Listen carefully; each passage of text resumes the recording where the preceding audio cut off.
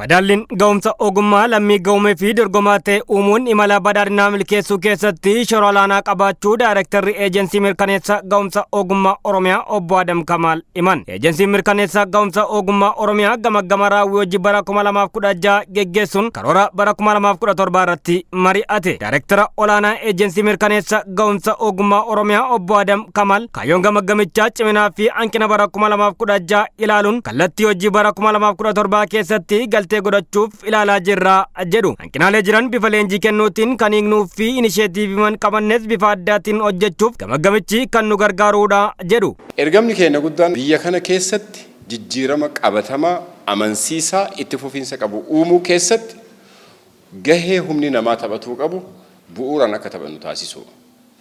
Humni namaa jijjiirama biyya tokko keessatti waan bakka hin bu'amneedha. Diinagdee biyyaati jechuun akka biyya keenyaatti yoo ilaalle diinagdee biyyaa % 42 humna namaatu baata. Diinagdeen % 42 baatu kun immoo yoo gahumsa hin qabaanne % 42 biyya gadi harkisaa jechuudha. Yoo cimina qabaate 42 hin dhaabatu. Dameelee diinagdee biraa fakkeenyaaf teknooloojii yoo jenne diinagdee misoomsu guddisuu keessatti gahee qabu waan ta'eef teknooloojiileen caala akka tajaajilaaf oolu taasisa namni. Madaalliin ga'umsa ogummaa badhaadhina biyyaa fi maatii milkeessuu keessatti gahee olaanaa kan qabudha kan jiran Obbo Adam ga'umsa humna namaa mirkaneessuun oomishaa fi tajaajila qulqullinaa fi baay'inaan raawwachuuf ga'umsa irratti xiyyeeffachuun hojjechuuf feesisaa jedhan. Oomishtummaa biyya kana keessa jiru humna namaa oomishaa cimaa gabaa keessa socho'u jennee ilaallu keessaa tokko intarpiraayizoota maayikiroo fi xixinnaa qotee bulaa horsiisee bulaa hojjetaa mootummaa akkasumas dargaggeessa nama hojii keessa jiru mara saampilii karoora keenyaatti qabanneen keessa deemnee bifa guutuu ta'een madaaluu keessatti bu'aa finne jennee haa yaannu malee lakkoofsota dargaggoota kolleejii irraa eebbifamanii ittiin madaalaa turre hanqina kan qabu ta'uu isaa madaallee jirra. Dameeleen eejensichaa gabaasa dhiyeessan keessatti dandeettii namaa ga'oomsu galii guddifachuu fi jijjiirama biroo fiduun hojiin hojjetamaa jiru gaarii ta'uun humna nama ga'oomee gabaa addunyaaf geessisuu danda'uu fi kan kana fakkaatan akka ciminaatti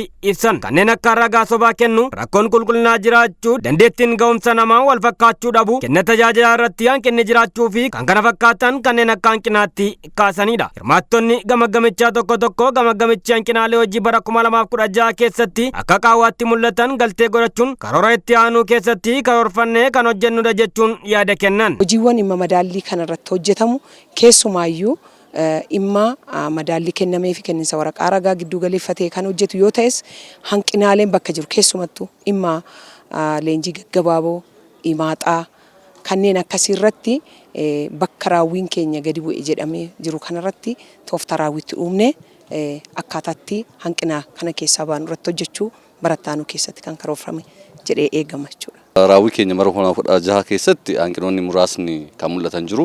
Isaan sana immoo qixa barbaadamuun karoora keenya 2017 keessatti galmaan gahuudhaaf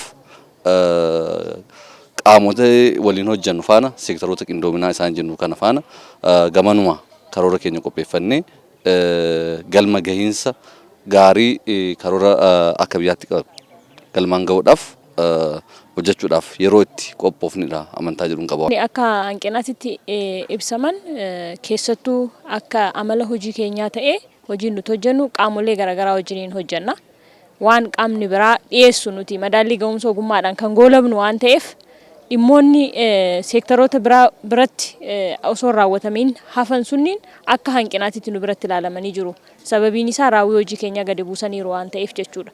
Kanaaf kanarraa kaanee hanqinoonni raawwii hojii keessattuu leenjii gaggabaaboo irratti madaallii leenjii gaggabaaboo irratti akkasumas immoo bakka tokko irratti leenjii sochoostota himaaxaa irratti leenjii xumurtoota idilee wajjiniin wal qabatee raawwiin keenya kan gadi bu'ee ta'uusaa fi kun akka hanqinaatti kan laalame bara dhufuuf garuu galtee karoora keenyaa ta'ee kana keessaa bahuu akka dandeenyu kutannoodhaan itti deemuu akka qabnu kallattiinis taa'eera jechuudha. Daareektarri olaanaa eejensii mirkaneessa ga'umsa ogummaa Oromiyaa obbo Adam Kamaal kallattii kennaniin dinagdee cimsuun biyyattii ceesisuuf dandeettii humna namaa irratti hojjechuu qabna jedhu. Kana malees madaallii fi madaalama qulqullina isaa ilaalaa deemuun murteessaa akka ta'e ibsuun hojjetaa madaaluu qofa osoo hin taane hojjetaan bakka qaawwaa qabu irratti leenjii ga'umsaa kennu dhimma naamusa kenna tajaajilaa fooyyessuu fi ragaa sobaa dhabamsiisuuf hojii bara 2017tti xiyyeeffannaa addaatiin hojjechuu qabnudha jedhan.